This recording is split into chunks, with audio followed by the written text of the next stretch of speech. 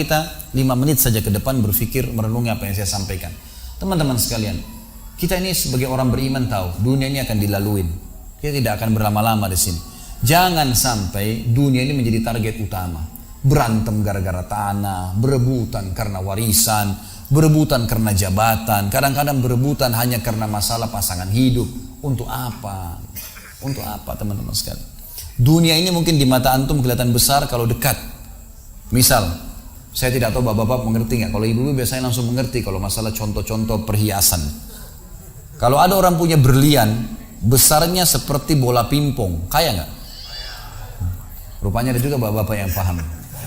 Itu kaya luar biasa. Kalau dia punya berlian seperti bola basket, kaya nggak? Coba taruh berlian yang seperti bola basket itu di tanah, terus antum naik pesawat ke atas. Makin jauh, kelihatan enggak?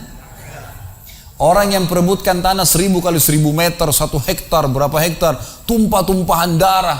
Padahal kalau dia naik pesawat hilang semua tuh. Mobil mewah, bangga-banggaan dengan mereknya. Kalau kita naik pesawat kayak gentong-gentong lagi jalan. Cuma hiasan dunia. Apa yang mau dikejar? Gitu kan? Seorang mukmin tahu dunia hanya fasilitas saja untuk mengejar akhirat. Akhirat yang abadi teman-teman. Akhirat yang abadi, kejar di sana. Walad darul akhiratu lahiyal hayawan, kata Allah. Darul akhirah, tempat akhirat adalah kehidupan yang abadi. Di akhirat kata Nabi SAW, kalau seorang mukmin masuk ke dalam surga, tidak ada capek, nggak ada gangguan orang, nggak ada sedih, nggak ada penyakit, nggak ada buang air besar, nggak ada buang air kecil. Makanan dan minuman yang dimakan ahli surga yang tidak dibutuhkan oleh tubuhnya akan keluar dalam bentuk keringat yang lebih wangi dari bau kasturi. Gak ada lagi masa tua, gak ada masa anak-anak. Semuanya berumur 33 tahun dan semua laki-laki akan kembali kepada poster ayahnya Adam 60 siku ke langit 27,5 meter. Dan semua perempuan kembali kepada poster ibunya Hawa 40 siku ke langit 17,5 meter. Nggak lebih ya daripada itu, dan tidak pendek tidak tinggi. Jadi teman-teman yang pendek nggak usah khawatir gitu kan. Ini cuma dunia.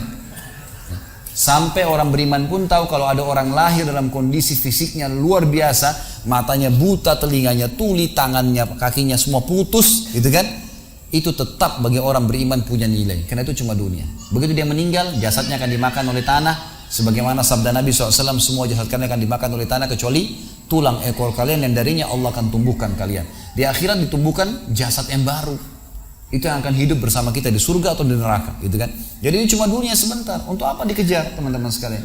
Ingat, Nabi SAW pernah keluar dalam hadis Bukhari dari masjid beliau, kemudian beliau menggambar kotak. Lalu beliau mengatakan, inilah kotak kehidupan manusia. Seperti meja ini misalnya, inilah kotak kehidupan manusia. Lalu Nabi SAW menggaris dari luar kotak, di bawah kaki beliau, digaris, dilewatin kotak ini sampai melewati kotak tengah, di depan, panjang. Lalu kata Nabi SAW, ini angan-angan manusia. Ini angan-angannya. Angan-angannya melampaui kehidupannya. Lebih 500 tahun ke depan, padahal umurnya cuma 60-70. Lalu Nabi SAW menarik dengan tongkatnya dengan keras dari sisi kanan garis kotak, digaris dengan keras sampai terbongkar tanah itu digaris dan memutus garis tengah itu. Lalu beliau mengatakan, dan ini kematian yang akan datang memutus angan-angannya. Di Jakarta kemarin teman-teman sekalian, ini bukan nakut-nakutin, tapi di Jakarta kemarin begitu. Ada orang keluar dari mall, kisah nyata, bawa kresek banyak sekali, habis belanja buat keluarganya. Mobilnya Masya Allah mewah luar biasa, super lux, paling mahal. Parkir, begitu melihat tukang parkir, alhamdulillah, tukang parkirnya sangat senang nih, karena ini orang kaya, pasti kasih tip yang banyak gitu. Naik di mobilnya, di starter mobil, tidak pakai supir kebetulan, dia nyalain, mobil di depan ada, mobil di belakang ada, gitu. Jadi terhimpit. Tiba-tiba orang ini tuh starter mobilnya diinjak gas dengan sangat keras, mundur ke belakang, nabrak mobil di belakang, hancur total. Tukang parkirnya pun tadi jadi marah, Pak, apa nggak lihat, ngambil marah-marah. Tapi anehnya orang ini gasnya terus kencang, gitu ribut, gitu kan. Maka tukang parkir curiga, dibuka pintu, orang itu sudah meninggal dunia. Teman-teman sekalian, pernah nggak orang ini berpikir dia akan mati pada saat keluar dari mall? Kalau dia tahu, dia tidak bakal keluar ke mall tuh. Di depan mata saya pernah ada orang meninggal di rumah sakit ayah saya. Kebetulan di Makassar beliau punya rumah sakit, dan itu di pinggir jalan raya. Sore hari, subhanallah, ada anak muda. Saya pas lagi di teras lantai 2 rumah ayah saya, itu kelihatan jalan raya. Jadi kelihatan orang kejadian ini. Ada anak muda lagi pakai motor, waktu itu motor baru dia jalan. Jadi jalurnya 2 jalur gitu kan. Rupanya motor ini motor itu dari arah sana. Kemudian di sini ada mobil pick up yang pelan jalannya gitu. Ada mobil truk pelan jalannya. Di belakang ini rupanya ada mobil truk pelan, di belakang ada mobil pick up. Mobil pick up ini mungkin kena terganggu. Dia bukan ngelewatin dari kiri, dia keluar ke jalur sebelah. Keluar, motor yang tadi lagi kencang, dia tidak sangka tabrak, meninggal di tempat. Jatuh tergeletak, motornya dibawa, dicek di rumah sakit ayah saya di klinik, ternyata sudah meninggal dunia. Saya lihat orang itu subhanallah tergeletak. Ada beberapa produk yang dia bawa di motornya. Lalu saya bertanya, saya muhasabah sendiri. Orang ini pernah berpikir nggak ya waktu keluar rumah tadi akan dia tabrakan, dia akan jatuh? Saya yakin tidak. Kalau dia berpikir dia tidak akan keluar dari rumahnya. Tapi begitulah ajal kalau datang teman-teman sekalian. Kalau datang tidak akan terlambat sesaat atau berkurang sesaat. Harus fahamin, gitu kan? Jadi jangan sampai kita berlebihan. Saya tanya teman-teman, Anda jujur jawab. Kalau seandainya Anda ke dokter, lalu kemudian dokter mengatakan, maaf Pak, Bu, umurnya tinggal 2 minggu menurut ilmu medis. Ini ada penyakit parah, tinggal 2 minggu, dokter nggak bisa obatin lagi. Kira-kira orang yang seperti ini sudah divonis sama dokter akan mati 2 minggu lagi. Nggak ada lagi, sudah kankernya, sudah tumor segala macam di tubuhnya, sudah segala macam penyakit. Nggak bisa lagi hidup orang ini. Kemudian ada orang datang, temannya bilang, itu si fulan ceritain kamu. Kira-kira dia masih mau ribut berkelahi? Itu orang tuh mau mengambil hakmu, masih mau mengebut lagi? Sudah semua? Enggak, sudah, nggak mau tahu. Ini 2 minggu lagi mati. Semestinya teman-teman tidak usah tunggu vonis dokter nih. Siapa yang bisa jamin sekarang di masjid ini teman-teman ada dari tembok ini tiba-tiba malaikat maut, saya lihat antum tidak lihat, roh saya tinggal dikenang. Khalid Basalamah pernah ceramah, selesai. Dan Anda juga bisa begitu setiap saat. Bagaimana orang bisa tenang nih dalam kemaksiatan kepada Allah sementara setiap saat malaikat maut bisa datang jemput dia dan ada hisab semuanya. Ini bahaya sekali. Baik, saya pernah mengadakan pelatihan teman-teman sekalian di masjid yang besar. Masya Allah mungkin seperti ini malah lebih besar.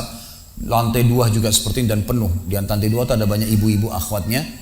Saya bicara masalah kematian selama 2 jam materi lengkap. Kemudian setelah itu sebelumnya saya bilang sama panitia tolong supaya lebih hidup suasananya, siapkan kebutuhan jenazah. Meja, kain kafan, sama menyan-menyannya semua. Kemudian di sebelah masjid buatin liang lahat. Baik Ustaz, dibuatlah.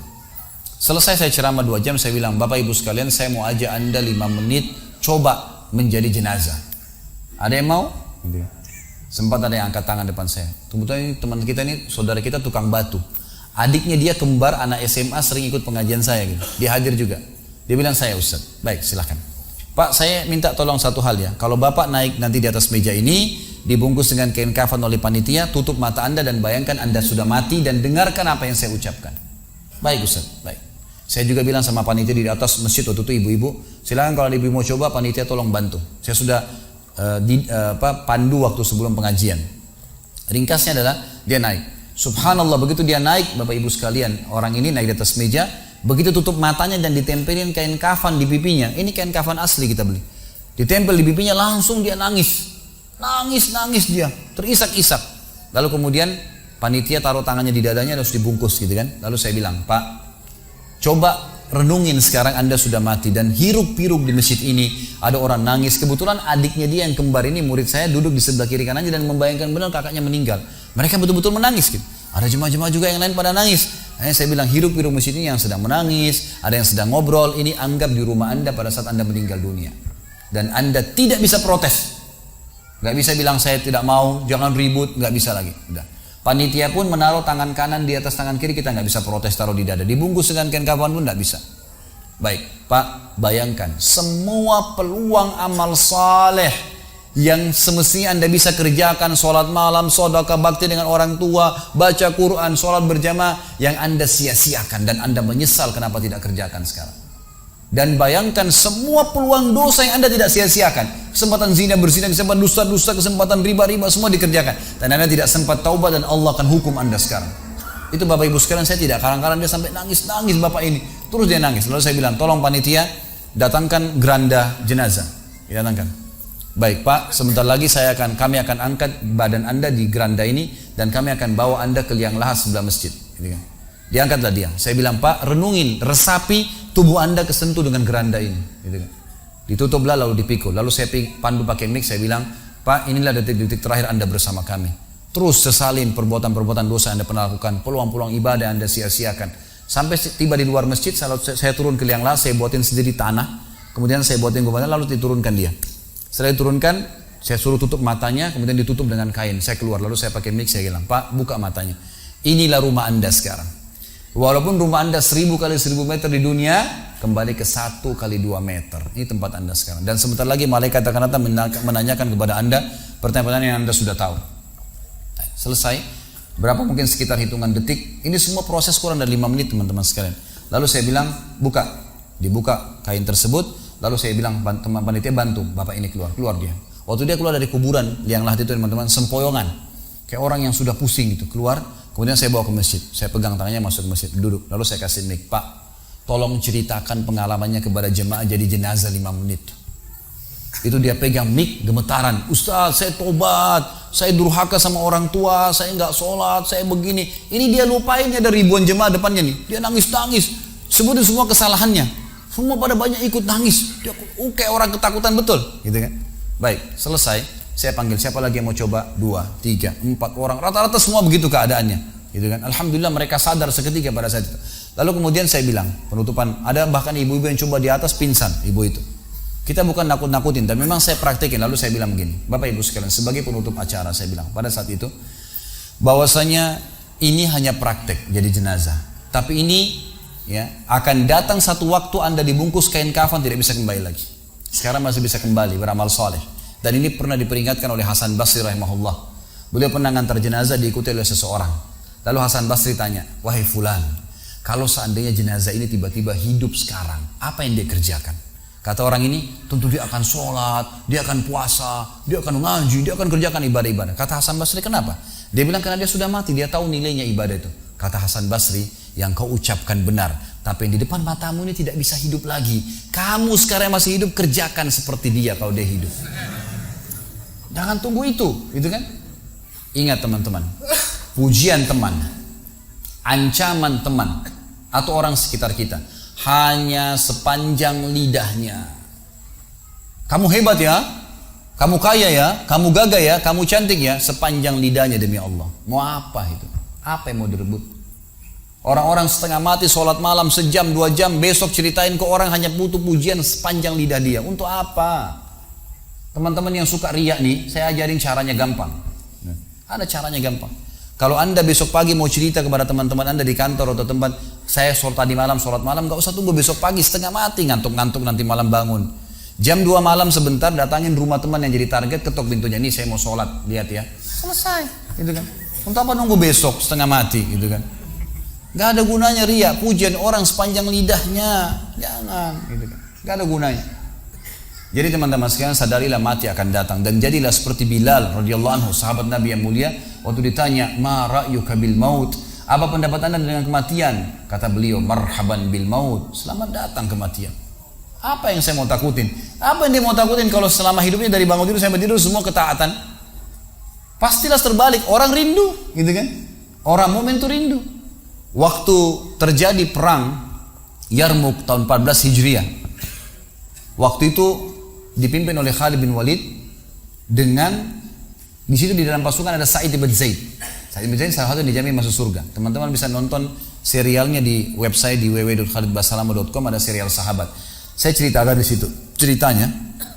Jadi kata Sa'id bin Zaid, waktu kami berhadapan dengan pasukan Bizantium, Romawi, Nasrani ini, mereka jumlahnya 120.000 orang, dipimpin oleh pendeta-pendeta dengan salib-salib yang besar dari emas. Lalu mereka memukul pedang-pedang mereka di perisai mereka sambil melantunkan yel-yel mereka sehingga membuat kami pun sempat nyali kami ciut, gitu kata Sa'id bin Zaid.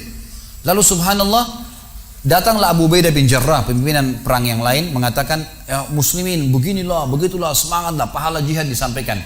Lalu tiba-tiba ada satu orang yang membakar semangat kami. Satu orang, dia datang mengatakan, wahai Abu Ubaidah, pimpinannya, wahai Abu Ubaidah, saya sekarang sudah tidak sabar, mau mati syahid, saya mau masuk sekarang ke sana. Gitu kan? Ada pesanmu untuk Rasulullah SAW?